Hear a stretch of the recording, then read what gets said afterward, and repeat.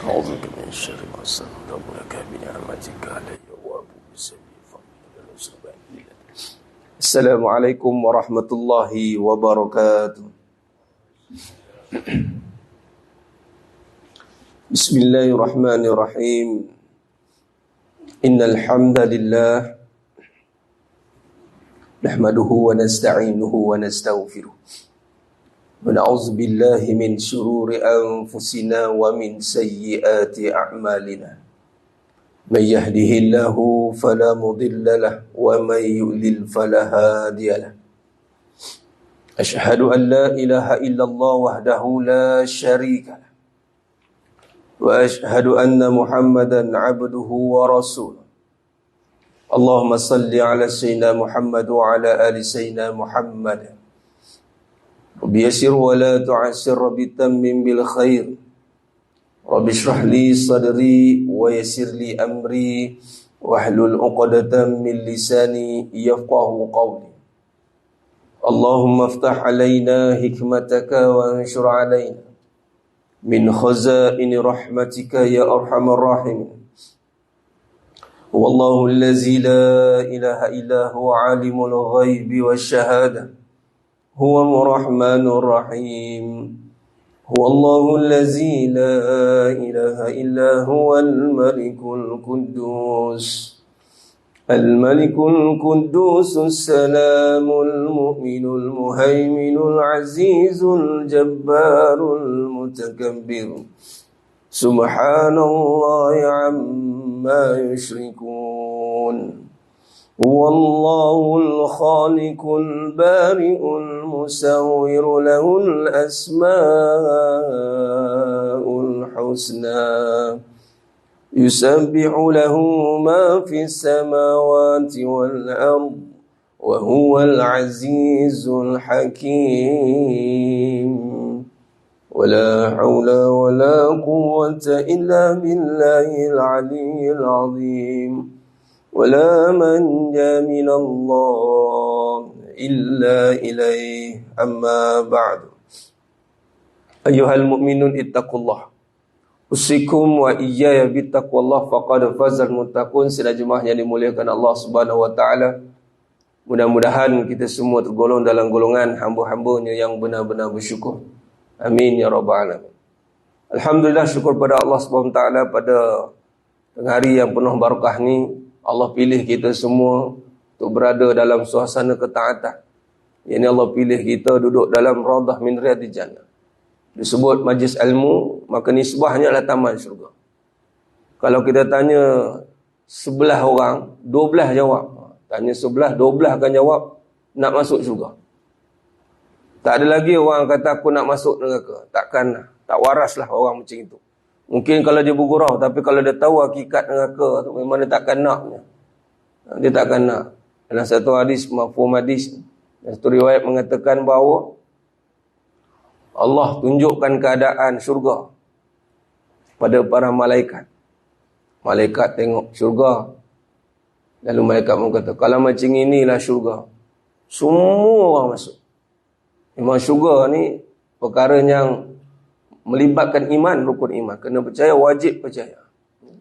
Walau tidak lihat dengan mata kepala, tapi iman dalam dada kita mesti meyakini kewujudan syurga. Namun bila tengok luar syurga, dengan keadaannya yang begitu menjabar nafsu di jiwa. Lalu malaikat pun kata, kalau macam inilah luar syurga, rasa seorang pun tak masuk syurga. Malaikat kata. Lalu ditunjukkan neraka, keadaan neraka. Dengan keadaan nerakanya, sifatnya yang begitu dahsyat. Apinya hitam, gelap. Punya panahnya api ni, hitam api itu. Lalu malaikat pun kata, kalau macam ni keadaan neraka, satu orang pun tak akan masuk. Seorang pun tak nak masuk. Tapi bila tengok kat luarnya pula, dengan keadaan yang sangat-sangat memuji nafsu di hati kita. Perkara yang menyeronokkan kita di luar sana. Keliling neraka tu. Perkaranya nafsu suka. Maka malaikat pun kata, kalau macam inilah luar neraka, maka kebarang kalian tak ada seorang akan masuk ke syurga. Makna kata apa? Perkara untuk melibatkan syurga ni bukan satu perkara yang yang mudah. Nah, tak payah jauh pada syurga. Dunia cukup lah. Nak dibanding syurga dengan dunia, kalau orang secara logik akal pun, orang akan faham syurga ni tak ada tandingan lah. The heaven kan. Ada satu perumahan tu di Shah Alam, tak tahulah dah siap ke tak, tapi dah lama dah. Dia panggil apa dia punya tagline perumahan tu? When heaven meets the earth. Oh dahsyat. When heaven meets the earth. Oh, tak tahu macam mana tempat rumah dia tu. Bila syurga bertemu di bumi. Dahsyat kan. Tapi nak bagi tahu ya, kalau barang syurga memang automatik kita akan faham satu benda yang prestige. Okay, banding dengan dunia tak terbanding lah. Okay, kita tengok dunia yang paling mahal pula. Bila syurga ni barang mahal, bukan barang murah. Barang dunia yang paling mahal ni pun orang kata, oh payah aku dah dapat. Nah, kalau syurga takkanlah semudah itu. Dia ada satu brand kat dunia ni namanya Best Man Win panggil. Apa tu Best Man Win? BMW contoh. Best Man Win kan. Pakai M3 pula. Ada showroom kadang sekala pergilah sebelah kan. Kita tengok kan. Dekat Auto Bavaria tu kan. Pergi sebih motor kat situ. Tengok M3 competition. Warna hijau. Tengok. Berapa harga? Tengok on the road. 800,000 on the road. Ya, telan liu Zat. Barang yang jarang. Kita nak bandingkan. Bila sebut syurga, jangan pandang mudah. Sebab tu tak mudah. Sebab tu tak ramai. Ni teringin. Tapi orang kata apa nak tak? Macam susah je. Memang susah. Satu pertama. Mukadimah dulu. Dinisbahkan dengan majlis ilmu tambah syurga. Memang susah. Lihat. Payah padahal syurga. Memang susah. Bukan senang. Bukan kata yang mendengar. Yang mencakap pun sama. 2 kali 5 je. Nak datang tu cabaran. Yang ingat datang tu senang je. Memang dua-dua kena tercabar. Sebab kita nak datang satu tempat yang mana di dunia ni. Ni when heaven meets the earth. Kita boleh kaitkan dengan majlis ilmu. Kena buatlah Haji. Majlis ilmu tulis tagline when heaven meets the earth. Tu sesuai pakai. Tu majlis ilmu sesuai pakai. Betul-betul syurga bertemu kat dunia. Majlis ilmu. Jadi setiap kali datang majlis ilmu kena niat. Aku datang ni taman syurga. Siapa kata? Nabi kata. Nisbah Nabi kata. Nak tahu dia punya mahal tak mahal? Nak pergi Raudah di Masjidin Nabawi. Bayar tiket sekarang nak pergi. Kalau nak tengok satu dulu. Dari segi harga dunia ni. Dah sampai sana pula, kena queue pakai nusuk. Itu pun kalau pakai visa turis, setahun sekali. Sekali je boleh masuk. Bergebut-gebut orang nak masuk di dalam Raudah. Di Masjidin Nabawi. Tapi Nabi kata kalau jumpa juga Raudah, maka singgahlah, datanglah. Sahabat tanya, ada? Ada ya. Ada Nabi kata. Apa dia? Itulah majlis zikrullah. Majlis zikrullah. Jadi usahakan. Inilah salah satunya amalan yang kalau kita lakukan, insya-Allah dengan hadis yang sahih yang menyatakan bahawa pertama Allah permudahkan kita jalan ke syurga. Kita turun jalan niat. Kalau niat pada rumah lagi cantik.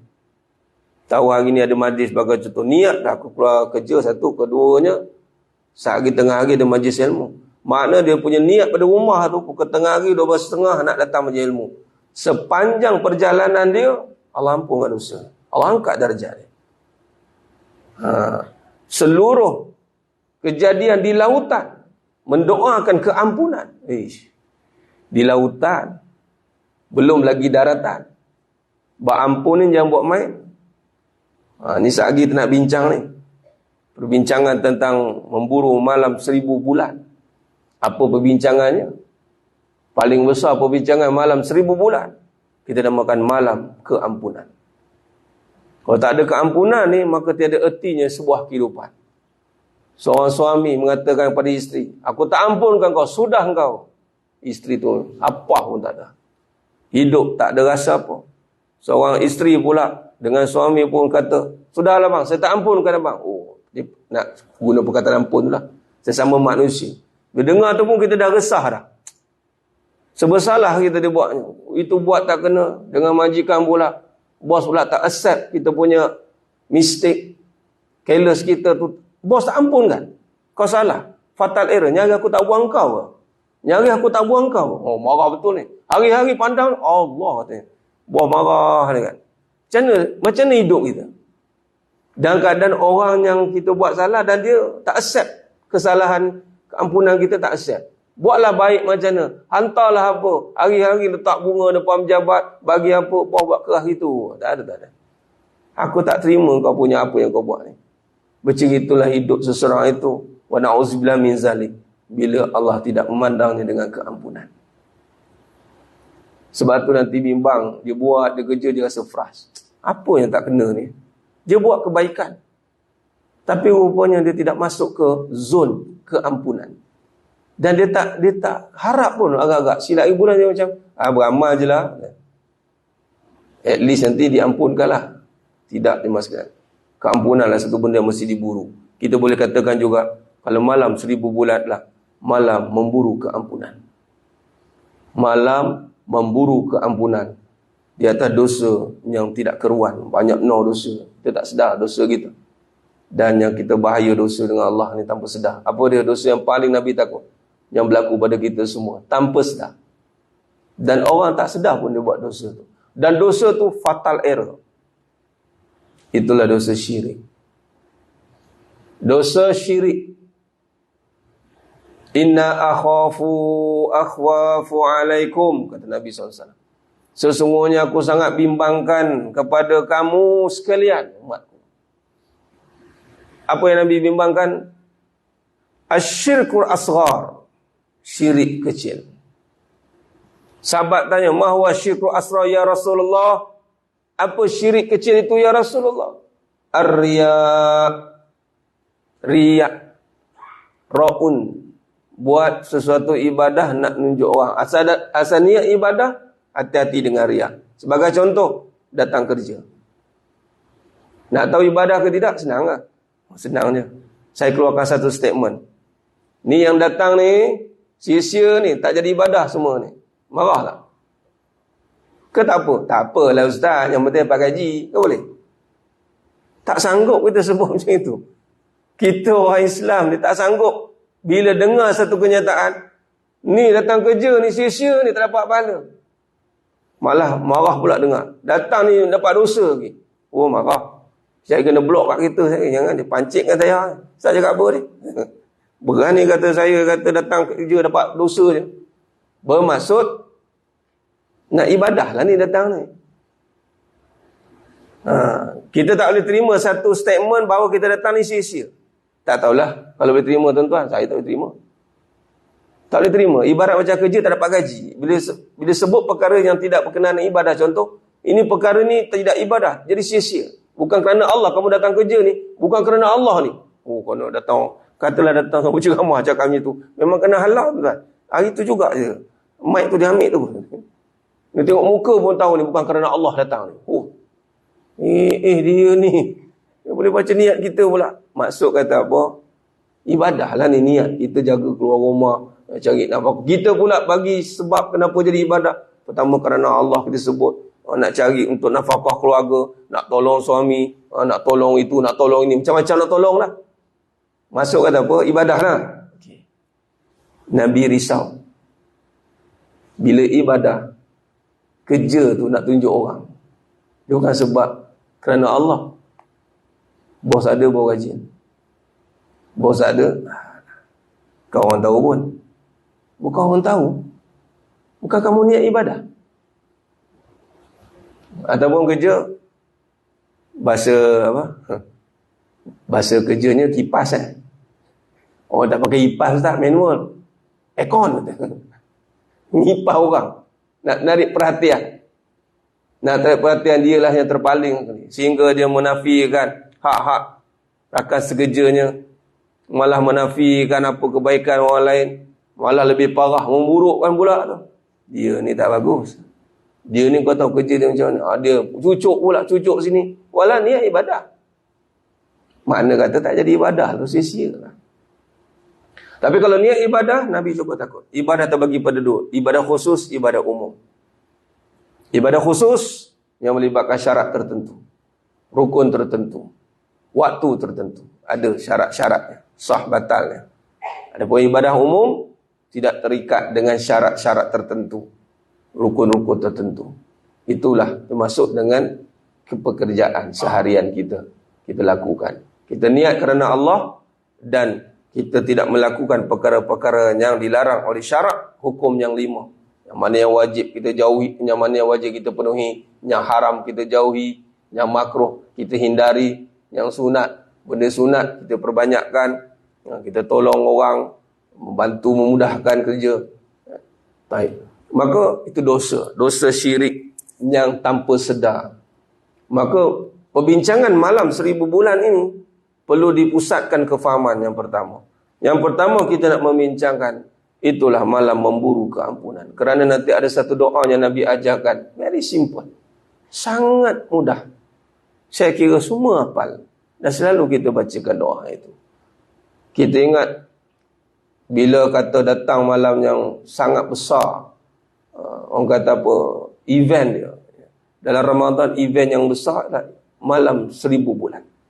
Kita sedang persiapkan diri untuk event itu, acara itu.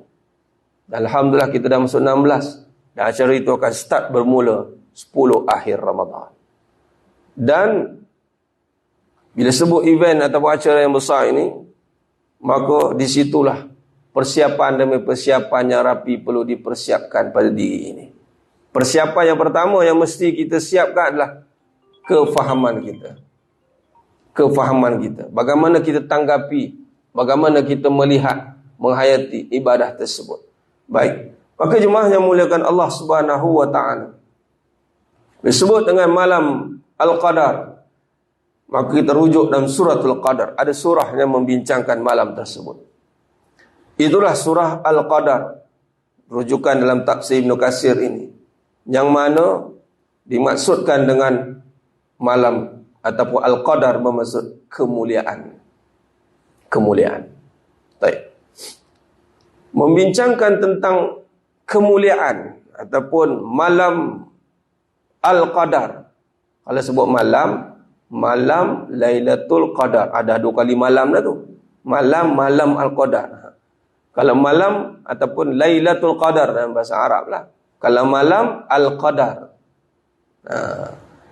Malam kemuliaan.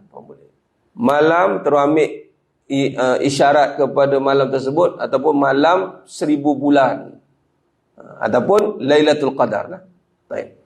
Maka di sini kita lihat bagaimana Allah SWT berfirman dalam suratul Qadar yang berbunyi, A'udzu billahi minasy syaithanir rajim.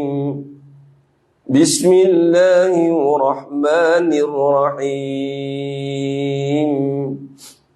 Inna anzalnahu fi lailatul qadr. وَمَا أَدْرَاكَ مَا لَيْلَةُ الْقَدْرِ لَيْلَةُ الْقَدْرِ خَيْرٌ مِّنْ أَلْفِ شَهْرٍ تَنَزَّلُ الْمَلَائِكَةُ وَالرُّوحُ فِيهَا بِإِذْنِ رَبِّهِمْ مِنْ كُلِّ أَمْرٍ سَلَامٌ هِيَ حَتَّى مَطْلَعِ الْفَجْرِ. Yang bermaksud, sesungguhnya kami telah menurunkan Al-Quran pada malam kemuliaan. Malam kemuliaan itu, apa yang berlaku yang besarnya adalah, kenapa juga dinamakan malam kemuliaan? Kerana pada malam itu Allah turunkan Al-Quran. Jadi di sini pun kita boleh nampak persiapan kita bila nak berada pada malam yang Allah muliakan, maka kita kena buat persiapan diri dengan Al-Quran. Al-Quran ini diletakkan pada perbahasan iman, Bukan sekadar perbahasan lisan. Ini baca je, tidak.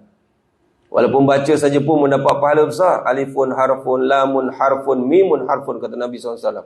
Pahala. Apatah lagi dalam bulan Ramadan ni, dilipat kali ganda pahala. Namun kita bersama dengan Al-Quran dengan bermaksud meyakini segala isi yang ada di dalamnya. Alif Lam Mim. Zalikal kitabu la raiba fihi hudan lil muttaqin. Zalikal kitabu la raiba fihi. Yang ini kita kena siapkan diri kita, tak ada keraguan. Tiada keraguan padanya. Di malam Lailatul Qadar itu malam yang Allah turunkan Al-Quran. Lalu dapatlah kemuliaan malam itu. Antara juga ulama meletakkan kerana apa? Dinamakan kemuliaan kerana diturunkan Al-Quran. Jadi kalau kita lihat, kalau kita faham, menghayati sungguh Al-Quran dalam hidup kita, jadikan panduan, keyakinan, SOP dia. Kita kena faham semua yang ada dalam hidup ni ada dalam Quran. Kita tak boleh kata tak semua ada, jangan. Kena bermula ilmu itu semua dengan Al-Quran. Tinggal lagi nak ditarjemahkan saja. Banyak perbahasan, kaedah-kaedah terjemahan yang perlu dikembangkan dalam perbincangan Al-Quran. Dan ianya mesti selari dengan kehidupan.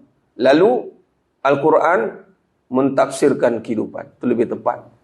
Jangan kehidupan ditafsirkan dengan pengalaman hidup kita semata-mata. Tak jadi apa? Pengalaman hidup kita ni ada boleh pakai, ada tak boleh pakai. Asal tak boleh pakai apa? Yang mengecewakan, yang membawa kepada tidak jadi semangat, jadi traumatik. Jadi benda tu sepatutnya makin berkembang hidupnya, makin jadi menguncup, banyak halangan, tidak membangun. Ataupun bahasa mudah, pengalaman buruk yang memburukkan. Dengan pengalaman yang buruk ada, tetapi akhirnya dia berubah menjadi baik. Itu pengalaman bagus. Berubah dia. Ada orang pengalaman lalu dalam hidup dia, akhirnya jadi trauma, akhirnya memburukkan lagi keadaan. Itu tidak boleh pakai.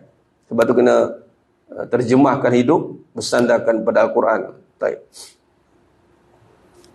Dan tahukah kamu apakah malam kemuliaan itu? Kenapa juga malam kemuliaan? Kenapa? Tahukah kamu? Allah tanya. Ini Allah tanya. Kita baca surah Al-Qadar. Ini semua hafal insya-Allah. Tahu tak apa malam kemuliaan tu? Allah tanya kita. Lalu Allah pun jawab. Malam kemuliaan itu lebih baik dari 1000 bulan. Yang pertama Allah kata, malam kemuliaan itu lebih baik. Bermaksud bukan 1000 bulan saja.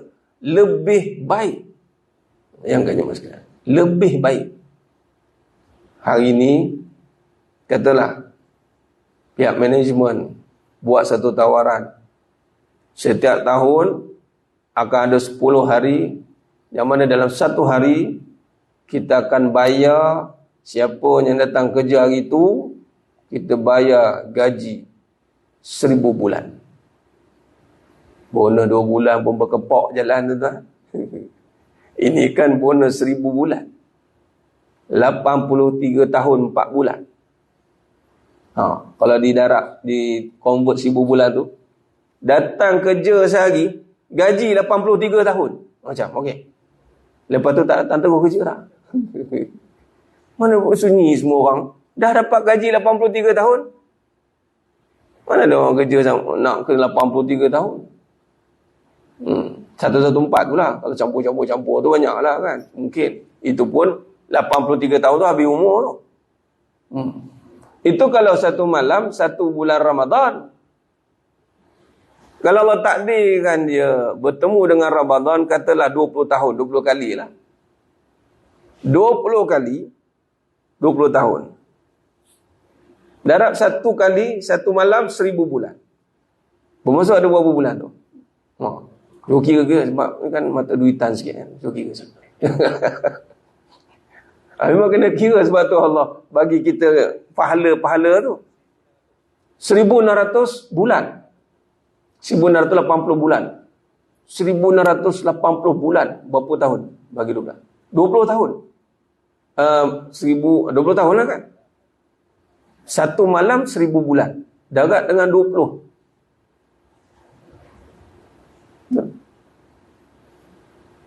Itu 1000. Apa? 20,000 bulan. Berapa tahun 20,000 bulan? Macam kita kira. Ni malam qadar ni kena kira. 1666 tahun. 1666 tahun. Ya Allah. Nampak macam kelakar, ya. Orang kadang dengar macam tak berminat. Bukan sini, tempat lain. Orang cerita kan kita baca tu. Mana 1000 bulan. Tak apalah. Bahasa mudah gini lah. Syurga ni, saya guna bahasa mudah sikit. Ada aku kisah. Kau nak ke tak nak ke? Ya memang. Kita action. Syurga lagi action lagi. Syurga lagi action. Ada ke orang jual kereta mahal, dia kisah kita nak datang ke tak? Tak ada. Ferrari. Apa yang terbaru, nak sebut pun payah. Atau lilap-lilap belakang tu. Itu bukan timer Belum 1,5 minit. Tak ada lagi orang jual kereta-kereta supercar. Atau barang-barang branded lah. Pergi tempat-tempat branded. Dia punya pintu dia macam tak nak bagi masuk. Tebal-tebal tu pintu. Sebab dia tidak, orang kata apa, dia tidak perlu merayu. Ingat syurga ni nak merayu kita. Tinggal lagi dengan ilmu ni, mudah-mudahan kita dengar terdetik hati kita. Allah, syurga tu bukan datang dengan arah tolonglah masuklah nak syurga dah. Tak nak masuk ke? Nak pula yang muka pun kerek, muka kerek kan. Sama tengah hari ni guna bahasa pasar sikit. Tegak muka tak tahu. Jomlah masuk syurga kita. Jomlah. Dia buat tak tahu. Tak apa. Orang action dia. Sebenarnya syurga pun dia tak harapkan kita. Dia tak harapkan. Benda barang yang mahal nilai dia. Berbicara soal ganjaran ni syurga. Apa yang kita boleh buat? Ini iman. Dia dengar tentang ganjaran apatah lagi dapat direct daripada Allah SWT. Maka datangkan satu kesungguhan, satu pengharapan. Ini nama persiapan ilmu ni, kefahaman ni. Ya Allah, seronok ni, dapat ni. Sebab kita tahu kita takkan boleh buatnya. Beramal 83 tahun. Mana boleh? Kita takkan boleh buat, kita takkan mampu dapat. Dan dengan daya kita, dengan umur yang ada, yang mana Nabi kata 60 hingga 70 saja, maka takkan dapat. Dan kita tahu, kita orang Islam, orang beriman, kita tahu kita mati nak buat amal. Kita tahu. Nak mati nak buat pahala, kita tahu. Jadi bila ada satu malam yang mengganjarkan kita lebih baik dari 1000 bulan, maka kita sangat-sangat berharap malam itu bertemu dengan kita. Dan kita bertemu dengan dia.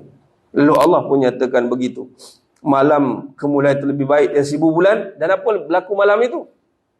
Pada malam itu turun para malaikat. Dan ketua malaikat pun turun. Jibril alaihissalam. Bukan senang-senang Jibril nak turun. Dan malam itu para ulama menterjemahkan dunia menjadi sangat sesak, sempit. Tapi kita tak nampak lah. Jangan pula mana yang bertemu tu besok upload, alhamdulillah saya jumpa dengan malaikat semalam, berlaga bahu dengan saya. Berat tuan. Itu tak jumpa malam Lailatul Qadar tu. Jangan buat statement begitu. Saya nampak malaikat naik turun ke langit. Ada akhir zaman ni macam-macam. Ada yang panggil Jibril turun pun ada.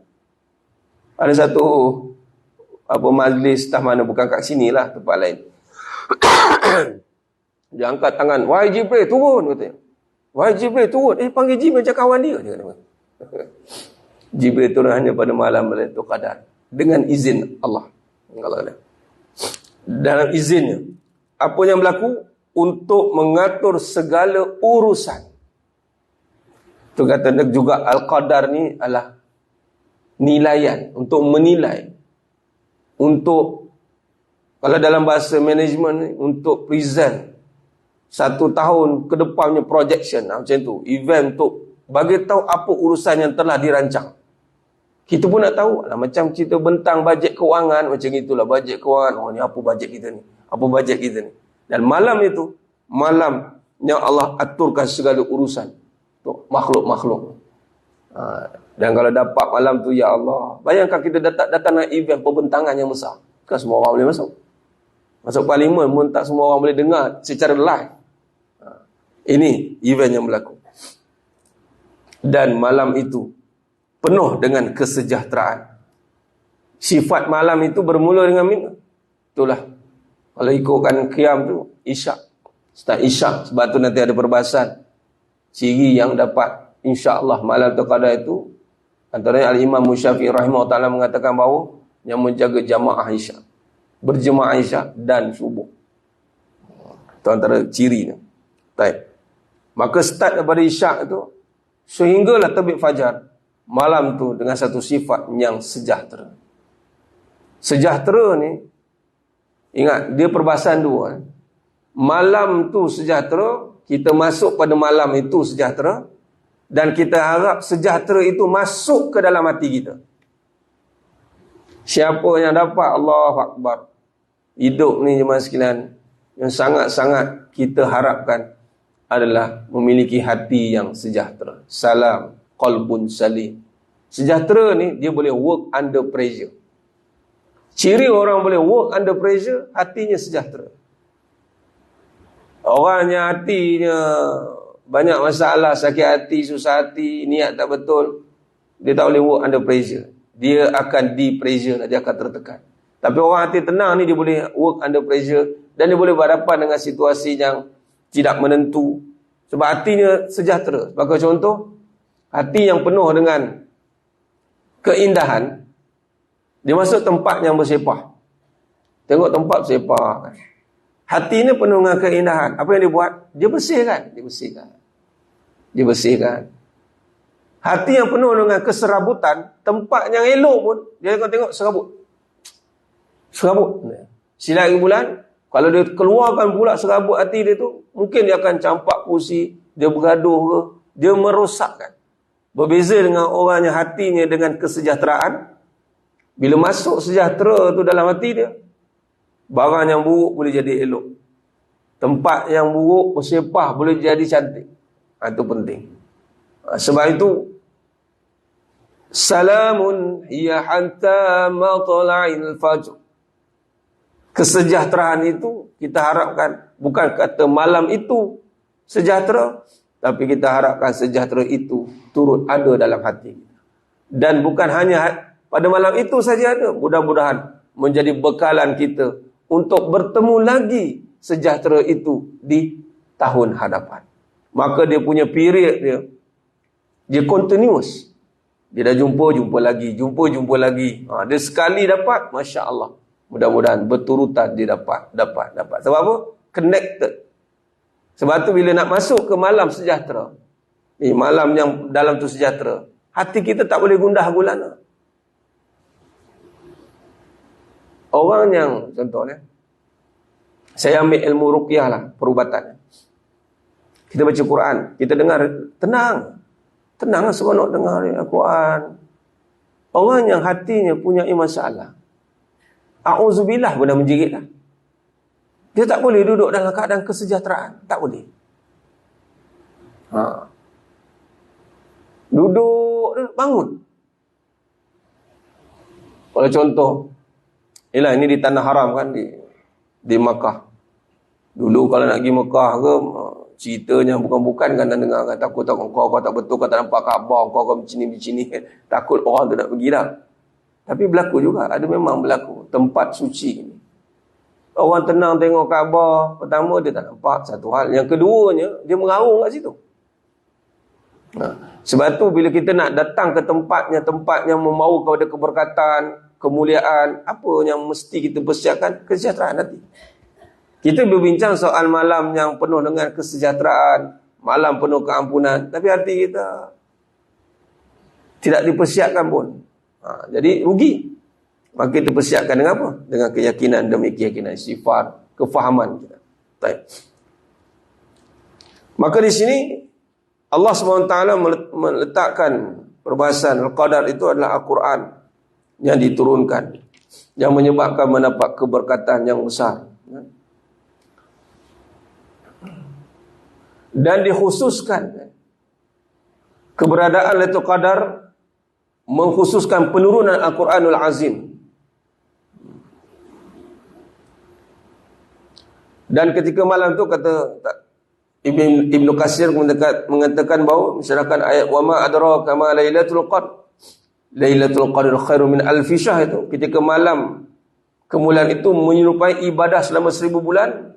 Maka Nabi SAW menegaskan dalam satu hadis Nabi SAW, man qama lailatul qadr imanan wa ihtisaban ghufira lahu ma taqaddama min zambi.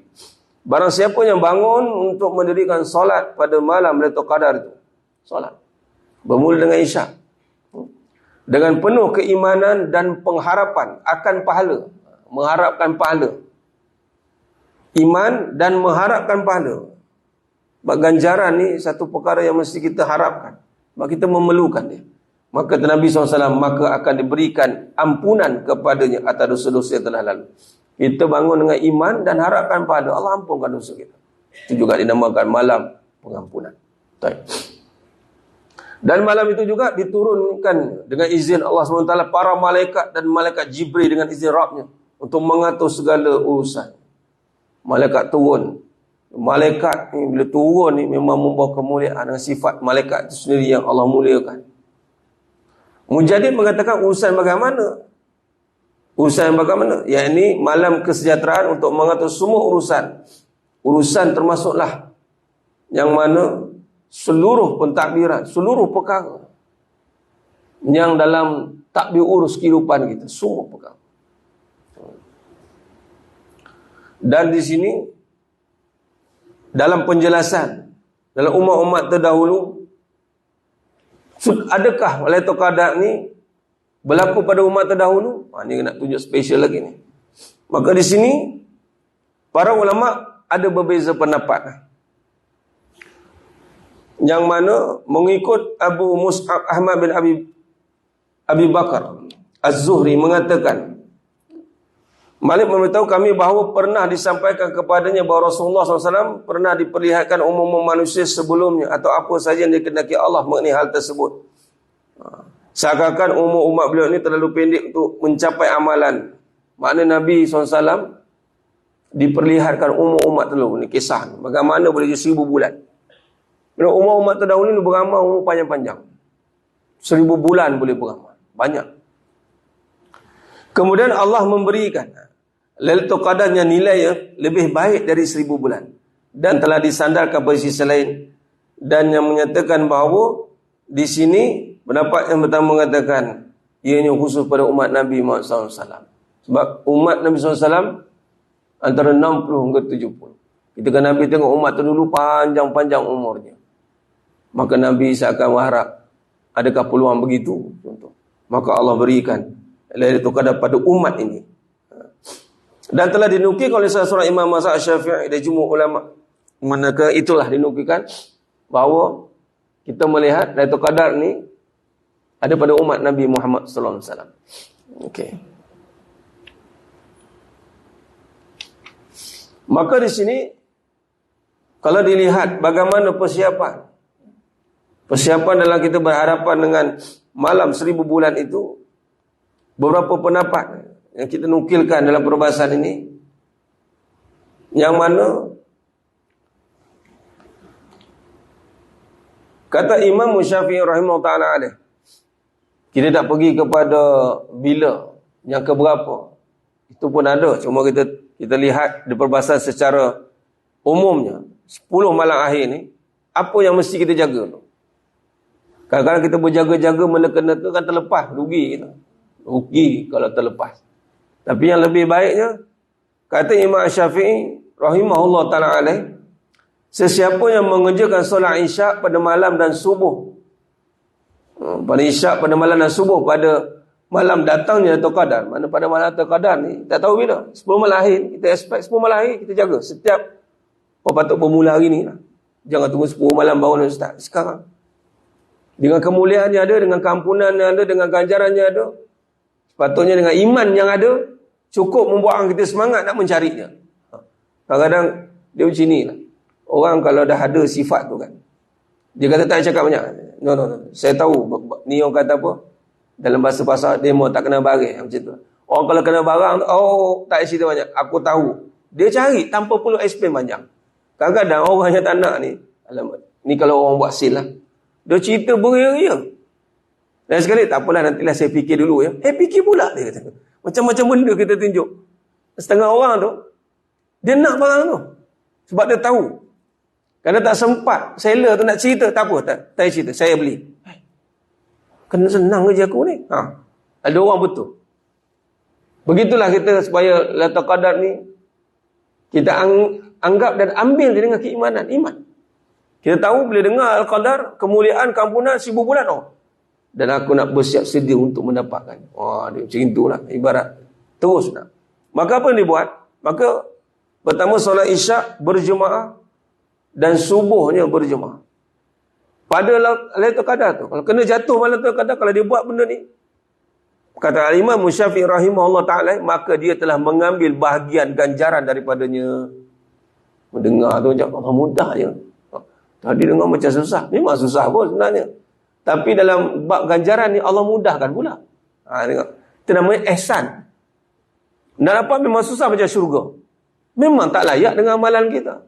Tapi dapat dengan anugerah Allah. Allah boleh mudahkan kepada siapa yang Allah kehendaki dengan rahmatnya. Dengan rahmatnya. Itu. Kata Ibnu Musayyib pula berkata, sesiapanya solat Isyak pada malam datangnya Lailatul Qadar, iaitu dengan berjemaah. Berjemaah ini tidak dinyatakan lelaki afdalnya di masjid. Orang perempuan kau tak dapat pergi masjid sebagai contoh. Berjemaahlah dengan anak kat rumah. Ataupun berjemaahlah kembali. Nak tunggu kan suami balik ke, jemaah lagi sekali pun boleh, tak ada masalah. Penting berjemaah. Kan berjemaah. Maka dia telah mengambil bahagian ganjaran daripadanya. Allahu Akbar. Ni tak sebut tarawih ni. Jaga Isyak, jaga subuh. Maknanya takkanlah kita lepas Isyak nak balik pula kan. Kita tunggulah. Dan malam-malam keraian yang hebat-hebat ni kita tunggu. Tapi di sini dia lakolkan menjaga Isyak dan subuh berjamaah. Maka dia telah dapat ganjaran daripada dia. Dan Rasulullah SAW bersabda, sesiapa yang tiba pada Ramadan dalam keadaan sihat, kemudian dia berpuasa pada siangnya, solat dan berzikir pada malamnya. Berpuasa siangnya, solat dan berzikir pada malamnya. Malam ni bangunkan dengan zikrullah. Dengan solat kita dah bangunkan dengan solat tadi fardu semua. Kemudian ni satu jaga. Jaga jangan ditinggalkan solat sunat muakkad. Ini qabliyatan. Qabliyah ba'diyah, rugi. Kita ambil satu solat yang memang tarawih itu juga ada kelebihan, tapi meninggalkan satu sunat yang besar lagi tuntutannya. Jadi malam tu kita jaga solat dan zikir padanya, menundukkan pandangannya, menjaga kehormatannya, lidahnya dan tangannya, menjaga solat jemaahnya dan datang awal untuk solat Jumaat. Maka dia telah berpuasa selama sebulan dan sempurna pahalanya. Dia juga telah menemui Lailatul Qadar dan berjaya mendapat hadiah daripada Allah. Makna kata dalam berbaki 14 hari lagi ni, kita jaga semua perkara. Puasa, jaga perkara yang membatalkan pahala puasa. Bukan batalkan puasa ni dah expert dah. Pahala tu. Macam mana? Mata jaga, mulut jaga, hati pun jaga. Jangan tak mengata di lisan, mengata di hati. Sama. Dua-dua jaga. Jaga sungguh lah. Ana saim. Nak cakap apa? Ana saim. Aku puasa. Kemudian, dia menjaga solat jemaah. Jaga solat jemaah. Kemudian, datang awal untuk solat Jumaat. Nanti kita Jumaat lagi, hari ni, nanti Jumaat lusa ni, datang awal dengan niat, persiapan. Setiap Jumaat kita datang awal. Maka dia telah berpuasa selama sebulan. Maknanya kalau dia buat semua ni, dia telah berpuasa sebulan. Dan sempurna pahalanya. Allah, sempurna pahala ni. Bab pahala ni, ini satu perkara, bila saya sendirilah, saya ingatkan diri saya.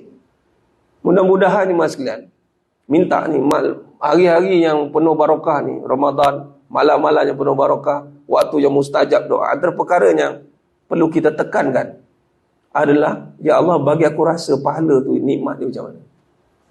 Mungkin tuan-tuan dah rasa, Alhamdulillah. Belum tentu orang boleh rasa. Sebab pahala ni, sifatnya gembira, tenang gembira.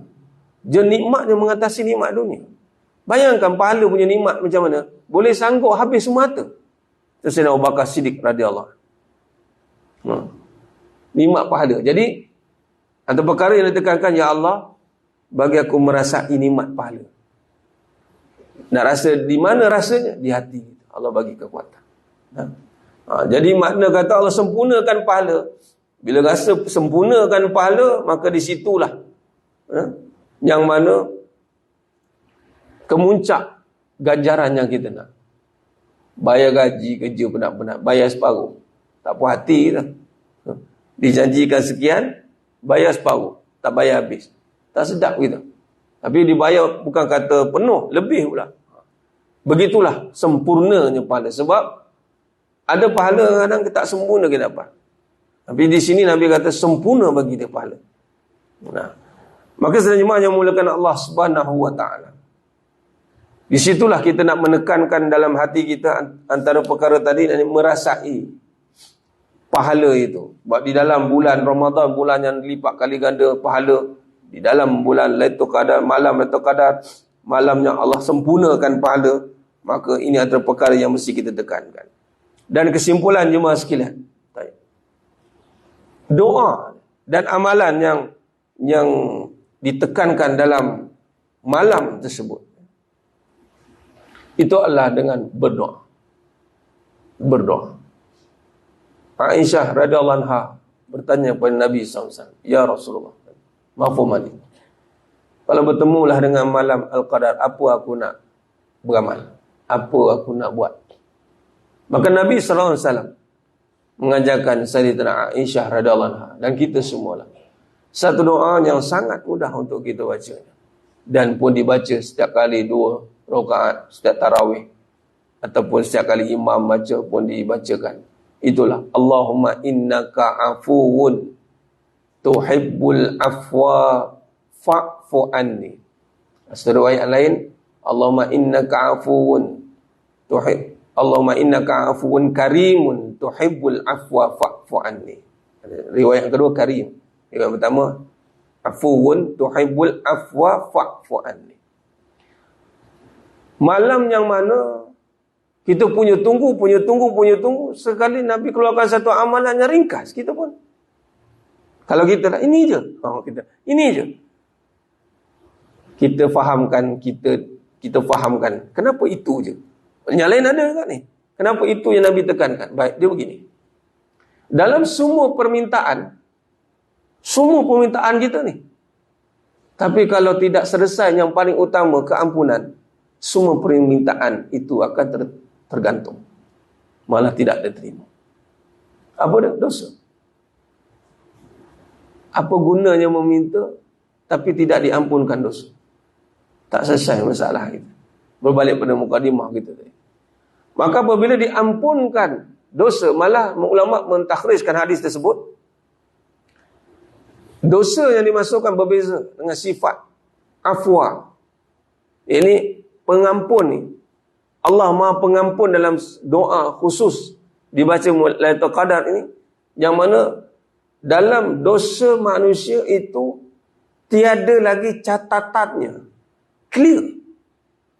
Bahasa mudahnya, tak pernah buat dosa. Bahasanya macam itulah. Bila tak pernah buat dosa, di situlah datangnya mustajab doa kita. Tak ada salah. Macam budak-budak kita, budak-budak kecil kan, yang belum balik lagi, anak-anak kita. Minta saja, jadi saja minta. Sebab apa? Dia fitrah, bersih. Budak meminta kat kita, kat ayah kita pun suka minta, nak dapat, minta dapat. Sebab apa? Sebab dia tak ada dosa. Ataupun seseorang itu bila tak ada masalah dengan kita kan, kawan, rapat, sayang betul, maka kita pun akan tunaikan hajat dia. Dan tanda Allah cintakan, sayangkan seseorang itu, itulah Allah ampunkan seluruh dosa. Sebab itu para anbiya maksum, tak ada dosa. Ya Allah, seronoknya. Bayangkan kalau kita on the way, datang kerja, datang mana-mana, pergi masjid ke kan, tiba dapat satu mesej, tahniah, anda tiada dosa. Patah balik kita. Tak ada semayang lah ni. Tak ada dosa. Bila tak ada dosa, ini kesimpulan. Almarhum Tuan Guru Datuk Seri Abu Hasanuddin Al-Hafiz. Beliau tanya, beliau bagi tahu apa? Macam mana nak masuk syurga tak berhisap? Mati husnul khotimah dia. Dia jawab, waktu tengah drive pergi satu program. Kita pun menung, macam mana? Adalah, jangan banyaklah jawapan. Tapi bila dia tanya tu, itu biasa. Bila orang alim tanya, kita akan blank. Lepas tu dia senyum. Orang yang mati husnul khotimah, ini terang-terang dia akan dapat dalam golongan yang masuk syurga tanpa hisab. Mati husnul khotimah bukan dengan banyak pahala. Kadang-kadang kita memang seronok kan, kejar pahala kan. Betul-betul. Itu tidak dinafikan. Tapi orang yang mati dalam husnul khotimah, itu adalah mati dengan tiada dosa. Amalan dia satu, tapi dosa tak ada. Tak ada dosa. Dia ada dosa, berat pahala ke syurga lah. Kita bimbang berat dosa, kena ketimbangan pula. Nak cerita timbangan tu. Yang tak ditimbang ni, ghairi hisab ni, mana tak ditimbang, tak ada timbang dah. Tak ada dosa, masuk. Yang nak ditimbang ni ada dosa. Nak tengok mana berat. Berat pahala, selamat. Ni kata almarhum. Berat pahala, selamat kamu. Berat dosa, nasib. Masuk dulu dalam pembalasan. Kemudian, baru kemudian ke syurga. Itu orang beriman punya itikad. Jadi, adakah kita mustahil untuk mendapatkannya? Tidak. Bila Allah bagi kita peluang untuk berada pada malam Lailatul Qadar, kita hidup sampai hari ini, kita diberi peluang majlis ilmu, saya kira Allah nak beri peluang kat semua yang hadir dan yang mendengar untuk menerima malam Lailatul Qadar. Amin ya rabbal alamin. Dan yang paling penting, bukan terima malam Lailatul Qadar saja, mendapat hadiahnya, iaitu keampunan sepenuhnya. Oi, keampunan sepenuhnya ya Allah. Itu tandalah macam mana cara ciri saya nak dapat. Allah bagi peluang kita nak memahaminya, nak mendengarnya. Dalam ramai-ramai kita pula tak dengar. Kena buat persiapan. Macam itu. Allah pilih. Jadi syukurlah atas keadaannya Allah pilih untuk kita menghayatinya. Mudah-mudahan Allah kurniakan kita berbaki 14 hari ini, Ramadan yang kita lalui, Ramadan yang terbaik yang pernah kita lalui. Dan insya-Allah moga-moga Allah pertemukan kita dengan malam yang lebih baik daripada 1000 bulan pada tahun ini. Insya-Allah. Amin ya rabbal alamin. Mudah-mudahan jemaah sekalian, Allah jumpakan kita semuanya dalam syurga Firdausi. Amin ya rabbal alamin. Wallahu alam. Itu saja perbahasan kita pada tahun yang berbahagia ini. Dan jadikanlah diinspirasi untuk kita terjemahkan dalam hidup kita di dunia ini. Kerana apabila kita mengharapkan keampunan, mengharapkan ganjaran, yang sudah pasti yang terkesan adalah prestasi di dalam apa jua lapangan. Kita akan jadi orang semangat. Orang yang sentiasa nak yang terbaik. Itu efek kepada, efek kesan dia, efek dia. Apabila dia ni dianugerahkan keyakinan dan dianugerahkan pahala tadi, kita akan nampak pada prestasi hidup dia. Kerja dia, cakap dia, dia akan jadi orang yang sangat berdedikasilah bahasanya. Orang nampak dia ni sangat bermanfaat. Itu maksudnya Allah nak bagi signal yang pahala-pahala ganjaran itu telah pun Allah berikan kepada kita. InsyaAllah. Wallahu alam. Mudah-mudahan apa yang disampaikan pada tahun yang berbahagia ini sikit sebanyak memberi satu gambaran, walaupun tidak dapat sepenuhnya. Banyak lagi yang kita boleh syarahkan, tapi sekadar yang boleh disampaikan. Mudah-mudahan sekadar yang sedikit ini mampu mencambahkan keyakinan yang banyak, amalan yang banyak dan berterusan. InsyaAllah. Mohon ampun maaf daripada saya atas kekurangan, kata-kata tu kurang bicara dalam penyampaian. Hanya Allah Ta'ala sajalah yang mampu menyempurnakan perbahasan kita pada tahun yang penuh barakah. InsyaAllah. Aqulu qali hadza wa astaghfirullah azim li wa lakum wa bila taufiq wal hidayah. Assalamualaikum warahmatullahi wabarakatuh. Kita tangguh dengan tasbih kafarah dan suratul Asr. Subhanakallahumma wa bihamdik asyhadu an la ilaha illa anta astaghfiruka wa atubu ilaik. Bismillahirrahmanirrahim. Wal 'asr. Innal insana lafi khusr illa allazina amanu wa amilus solihat wa tawassaw bil haqq wa tawassaw bis sabr. Wallahu a'lam bissawab.